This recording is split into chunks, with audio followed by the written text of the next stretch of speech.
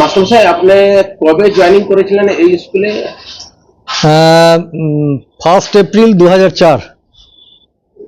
এর আগে কোথায় ছিলেন? এর আগে আমি ছিলাম হেমতাবাদ ব্লকে পাটোর সিসি হাই স্কুল। 2004 সালে যখন এখানে আসেন, স্কুলের পরিকাঠামো কেমন ছিল, আর কি কি কাজ করেছেন আপনি?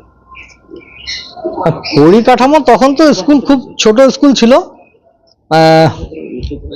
ক্লাস ক্লাস 10 পর্যন্ত তখন ছিল আমাদের স্কুল, এবং মানে স্কুল পরিকাঠামো যেটা, সেটা অনেকটাই কম ছিল, কারণ তখন সর্বশিক্ষা মিশন এটা আসেনি। আমি যখন আসলাম তারপর পরেই শুরু হলো ডিপিপি। তখন তো সর্বশিক্ষা মিশন ছিল না, তখন প্রথম আসলো ডিপিপি।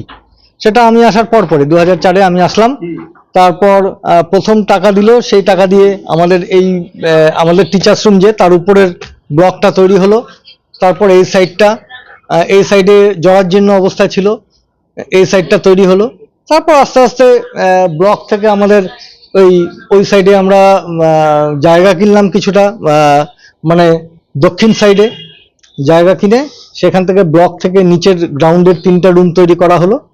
তারপরে উপরের রুমগুলো আমাদের সর্বশিক্ষা মিশনের টাকায় ধীরে ধীরে হয়েছে, এবং পরবর্তীতে আমাদের স্কুলের বাইরের দিকে মানে ওটাও ভেতরে, আমাদের অ্যাকচুয়ালি স্কুলের স্ট্রাকচারটা এমনভাবে হয়ে আছে মনে হয় যে ওইটা বাইরে।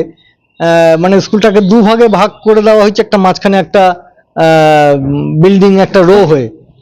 তো ওই সাইডে আমাদের আরএমএস এর থেকেও বিল্ডিং হয়েছে, এবং পরবর্তীতে সর্বশিক্ষা মিশন থেকেও বিল্ডিং হয়েছে।